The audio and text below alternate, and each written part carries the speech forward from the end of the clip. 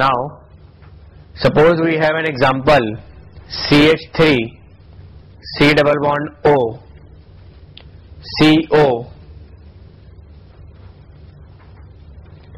Suppose we have an example CH3 C double bond O C double bond O CH3. So the product formed will be again phenyl acetate and CH3 COOH will be released. So therefore now what we have in this reaction is the phenyl alkanoate. Now when you heat phenyl alkanoate in the presence of Lewis acid, it forms basically the hydroxy derivative of aromatic ketones. As in, suppose we heat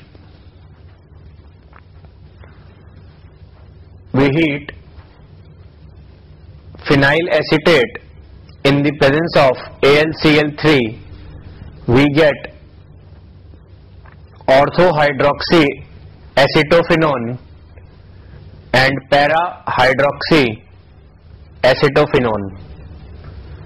So these are the products being formed when you heat phenyl alkanoates, and when you heat it, this migration of the RC double bond O group at ortho and para positions is basically known as Fry's rearrangement. Now let us see the mechanism that how it undergoes migration.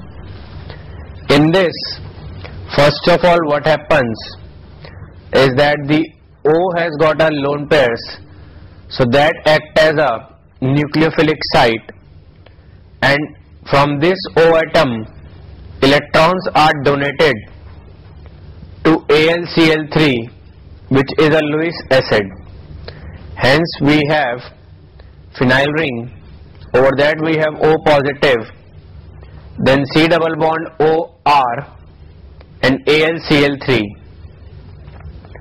After this, what happens is that C double bond OR group give it electron to O positive and moves out. So therefore what we get is R C double bond O positive plus a phenyl ring, over which we have O AlCl3.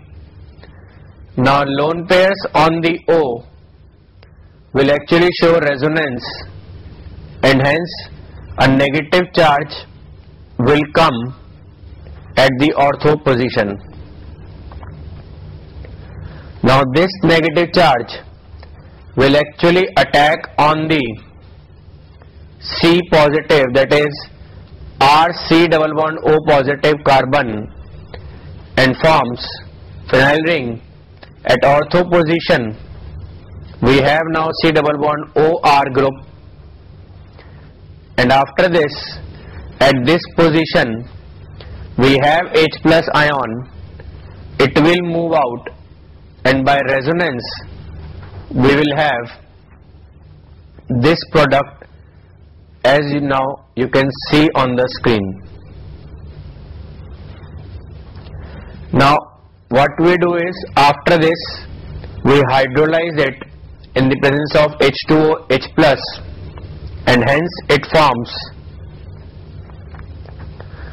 orthohydroxy aromatic ketones. Now sometimes in a compound ortho position is occupied by some other group already.